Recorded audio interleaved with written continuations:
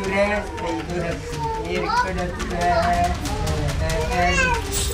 anakku ini pun sudah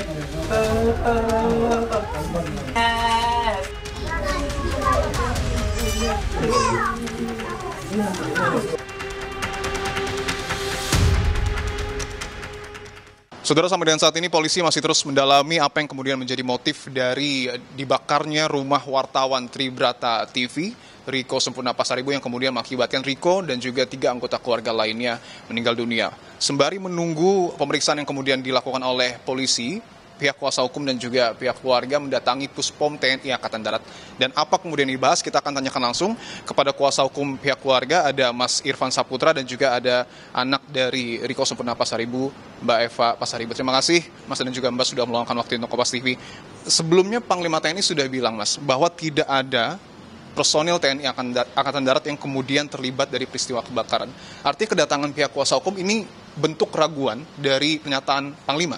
Ya, menurut kita terlalu dini kan begitu. Karena jauh-jauh hari sebelum ini menjadi viral ataupun menjadi atensi publik, Dewan Pers, KKJ, dan KKJ Sumut itu sudah memberikan data kalau adanya dugaan keterlibatan anggota TNI. Oleh karena itu, sikap dari Panglima TNI itu seharusnya jangan disebutkan dulu kan begitu. Sebelumnya, polisi menetapkan 3 orang tersangka dalam kasus kebakaran yang menewaskan wartawan Tribrata TV, Riko Sempurna Pasaribu. 2 orang merupakan eksekutor dan 1 orang merupakan pihak yang memerintahkan untuk melakukan pembakaran. Polisi juga merilis CCTV yang menjadi barang bukti saat kebakaran terjadi. CCTV merekam aksi eksekutor membakar rumah korban pada Kamis 27 Juni dini hari. Cukup alat bukti untuk kembali menetapkan 1 orang tersangka yang kita ketahui berinisial B.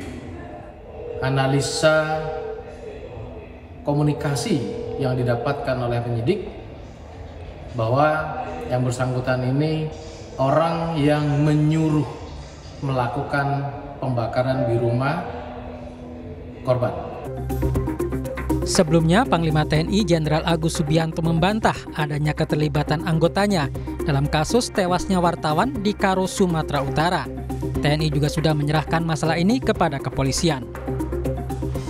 Saya rasa dari Polri sudah mengatasi ya untuk yang rumah wartawan dibakar itu sudah diatasi oleh Polri ya. Nggak ada. Oke, makasih. Polisi masih belum bisa menyimpulkan motif tersangka melakukan pembakaran yang menewaskan Riko Sempurna Pasaribu dan 3 orang anggota keluarganya. Polisi juga menyatakan tidak menutup kemungkinan adanya tersangka baru dalam kasus ini. Tim Liputan Kompas TV.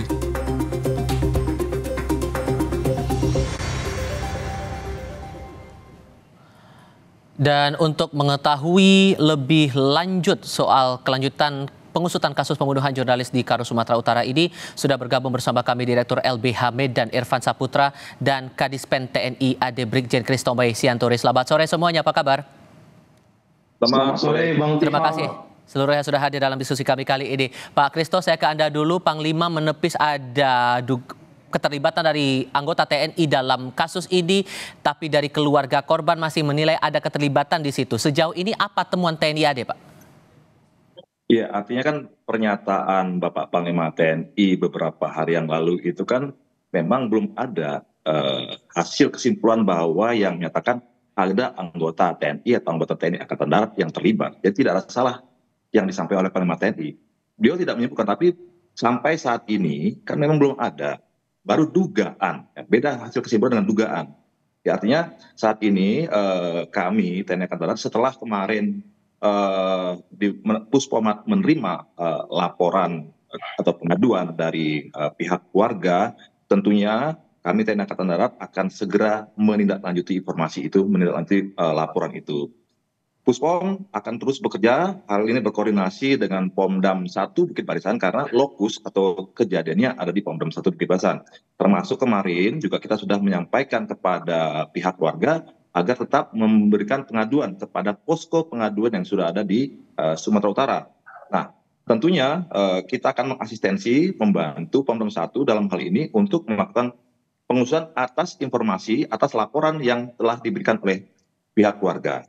Nah, kami saat ini kita masih menunggu apa hasil dari penyidikan yang dilakukan oleh pihak kepolisian. Kita mengapresiasi, kita berterima kasih kepolisian dalam hal ini Polda Sumatera Utara telah bekerja, telah bisa berhasil mengungkap atau menangkap 3 orang yang dianggap sebagai pelaku, 2 sebagai eksekutor dan 1 yang dianggap sebagai yang menyuruh ini. Nah, nanti kita tunggu saja pengembangan dari pihak kepolisian ini apakah betul ada kaitan antara ketiga orang ini dengan anggota kita yang diduga itu. Nah, ini yang sedang kita cari tahu. Nah, apakah pernah berkomunikasi, bentuk komunikasinya apa, apakah ada ancaman yang diberikan anggota kita, atau ada suruhan, mungkin data percakapan, atau ada saksi yang pernah mendengar. Nah, itu yang kita tunggu. Artinya, karena keterlibatan dari anggota karena hubungannya dengan pemberitaan yang dilakukan oleh korban begitu Pak, yang selalu disuarakan oleh LBH dan juga keluarga, yang itu beritanya soal judi online dan keterkaitannya dengan anggota TNI. Sejauh mana TNI AD merespon itu sebetulnya?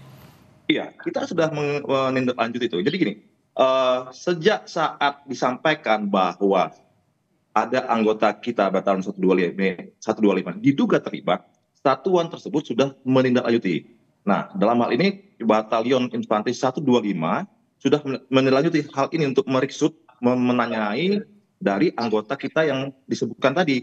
Kita mengambil keterangan, tapi kan belum ada lapor, baru dugaan dari informasi yang disampaikan atas tulisan korban di media sosial itu. Kita tidak lanjuti. Dalam hal ini atasan yang berhukumnya Ankum sudah bekerja. Batalion 125 di bawah Korem 23 Kawal Samudra. Karena kebetulan satuan ini saat ini sedang bertugas di Papua.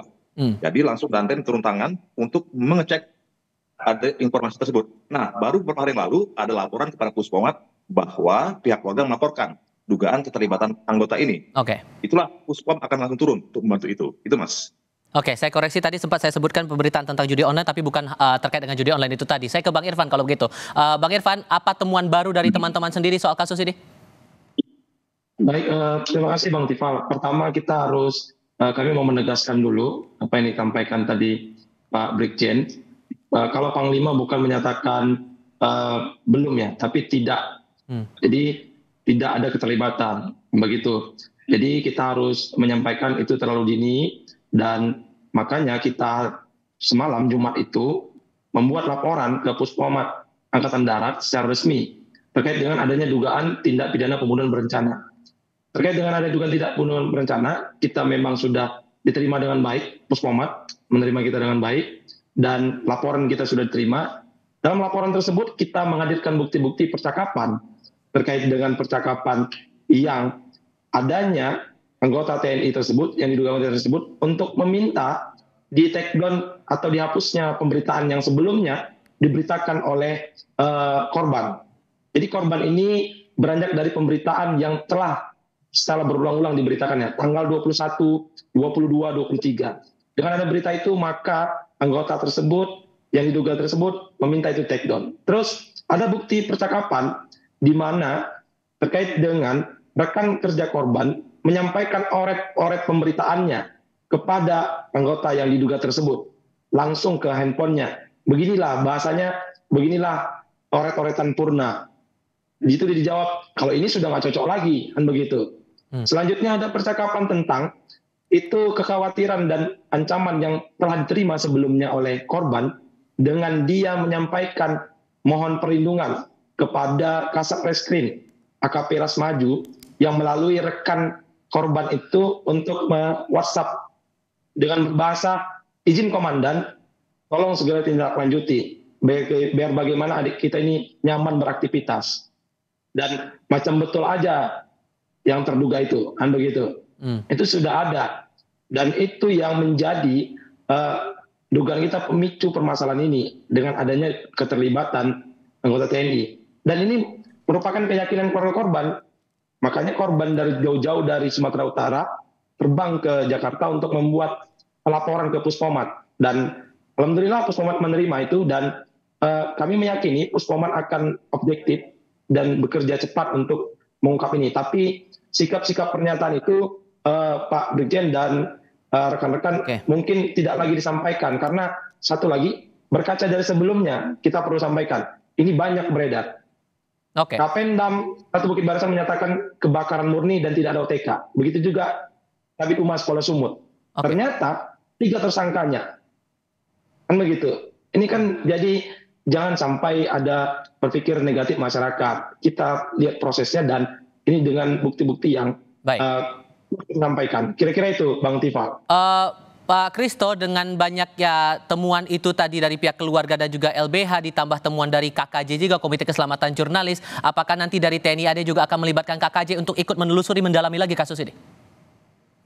Jadi kan sejak awal sudah kita sampaikan, kalau memang ada dugaan keterlibatan itu, bantu kami untuk melakukan penyelidikan, pengusutan tentang hal ini.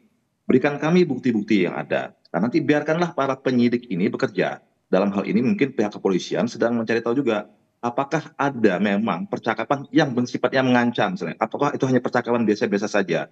Biarkan para penyidik ini bekerja. Nah, tentunya apabila nanti ada dugaan-dugaan lain atau ada bukti-bukti lain yang menyatakan bahwa betul-betul keterlibatan anggota kita, itulah yang kita akan jadikan alasan untuk menangkap anggota kita untuk memproses hukum. Nah, jadi jangan kita artinya hanya berdasarkan dugaan atau katanya, tapi berikanlah kita bukti-bukti. Termasuk kami juga sedang mencari bukti, mengusut itu, mencari informasi, bukti-bukti percakapan, adakah percakapan yang sifatnya si anggota tadi mengancam atau menyuruh. Nah, itulah yang akan dijadikan bahan gitu ya. Nah, kita Angkatan Darat tentunya tidak akan pernah melindungi anggota-anggota kita yang melawan hukum atau melanggar hukum. Kita akan proses, kita akan proses hukum sesuai aturan dan perundangan yang berlaku.